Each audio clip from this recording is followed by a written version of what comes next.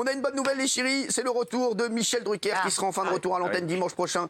Après un an d'absence, on le rappelle, notre Michel a subi une opération à cœur ouvert, un triple pontage après avoir été diagnostiqué d'une infection bactérienne, c'est bien ça Absolument. Septicémie. Et il a fait un petit duplex avec Julien Bugier hier dans le 13h de France 2 lors de l'enregistrement de l'émission. Et vous allez enregistrer avec lui demain. Absolument, je suis très heureux. Il m'a invité pour mon livre. Eh ouais. Donc, je vais retrouver Michel sur le studio Gabriel où j'ai commencé ma carrière de télévision. C'est très émouvant, je suis très heureux. Et vous allez y aller demain pour votre livre. Oui, absolument. Tout le monde vous invite pour votre livre. Oui, c'est Un jour, on vous invitera. ça me ferait plaisir. Non, mais c'est vrai. C'est vrai. Sans rigoler. Je ne le dirai pas, mais on vous invitera. Regardez. Après une opération aussi grave, on passe par toutes les étapes. La peur, et puis on n'a plus peur, et puis on sait que de toute façon, ça va mal se terminer, qu'il y aura sans doute des séquelles, parce qu'on s'en remet pas comme ça. Moi, j'étais persuadé que je ne reviendrais pas. Je leur ai dit, si vous voulez que je vous aide à trouver un remplaçant, si vous voulez garder Philippe Mandiment, ils m'ont dit, il n'en est pas question. Stéphane m'a dit, on t'attend le temps qu'il faudra quand tu viendras. Bon. Et je reviendrai au printemps. Nous y sommes. Michel, que j'embrasse fort, qui est mon ami, mon frère d'amour. Voilà, je l'aime fort et je suis très très heureux pour lui qu'il revienne. Il va cartonner. Il est en forme encore dimanche. Il est très en forme.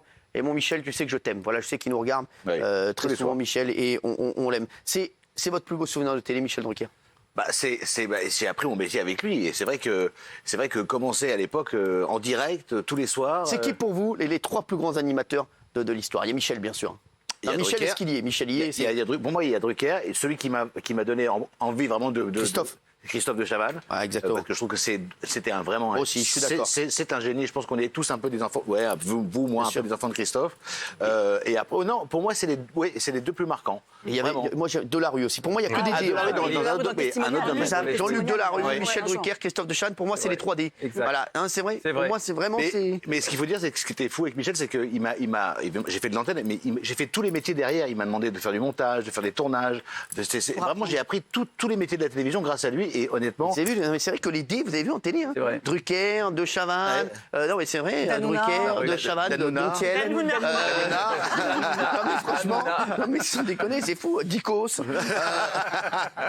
Dicos d'Aliagas. Non, mais c'est vrai que c'est un truc de fou. Il faut avoir un D pour cartonner en télé. Non, mais je vous le dis, hein, Patrick Desbastien. C'est qui pour vous les trois animateurs? Moi, je suis assez d'accord avec Benjamin, en fait. C'est moi qui lui ai soufflé. Hein. Non, arrêtez. Donc, je suis d'accord avec vous, en fait. Je préfère. Guillaume. Moi, je suis d'accord avec vous, je vous aurais rajouté vous. En quel sens? Non, mais c'est vrai, c'est son rôle. C'est son rôle. Mais ça me touche, Guillaume. Je te jure. Franchement, ça me touche. Et Benjamin était un très grand animateur de Prime quand il était sur TF1. Parce que tu faisais des Primes en direct et tu l'es toujours, mais quand tu faisais des Primes sur TF1. Non mais arrêtez de dire n'importe quoi. Non, je suis pas d'accord.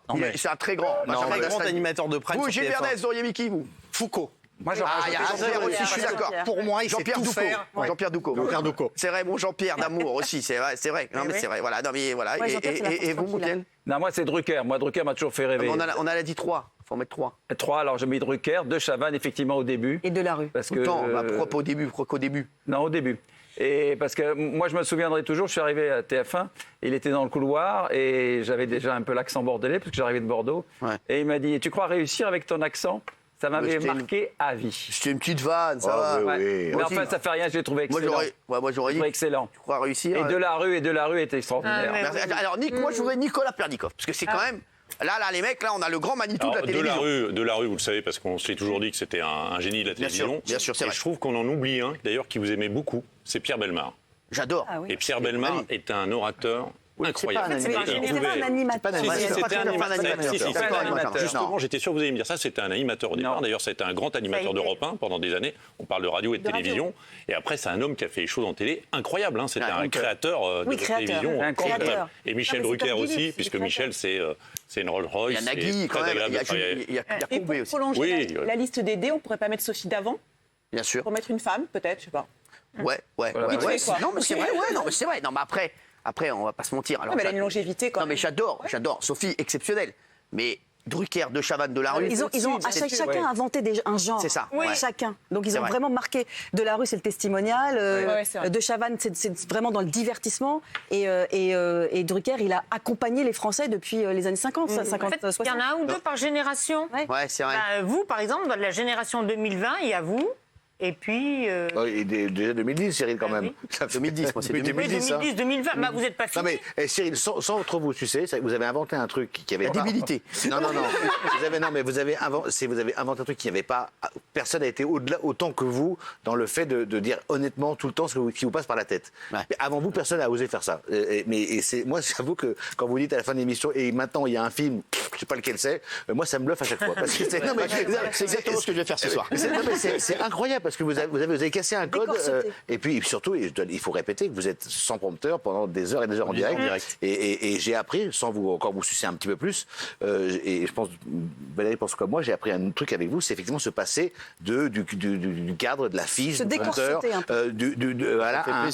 un conducteur, ça se casse, ça se modifie. Et ça, c'est pour le coup, c'est une chose que je ne connaissais pas du tout parce qu'à TF1 M6, ça c'est impossible. Moi, vous voulez que je vous dise la vérité. Et je ne dis pas ça parce que moi, je trouve que les animateurs à TF1, et je voudrais demander à Nicolas Pernicot, je trouve qu'ils régressent. Parfois, ils sont bons sur les autres chaînes, et quand ils arrivent sur TF1, je les trouve nuls. Non, mais franchement, je trouve qu'ils régressent. Pourquoi, Benjamin? Pourquoi, Nicolas Pernicot? Le cadre est compliqué.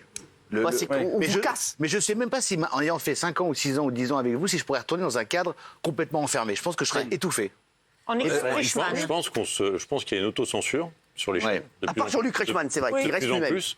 Et alors bon, moi je ne vais pas vous sucer, mais c'est vrai que vous avez inventé cette liberté d'expression qui est en fait un retour, puisqu'il y avait cette liberté d'expression il y a 20 ans. C'est là le point des suceurs, non? Finalement, le point des suceurs, c'est ici.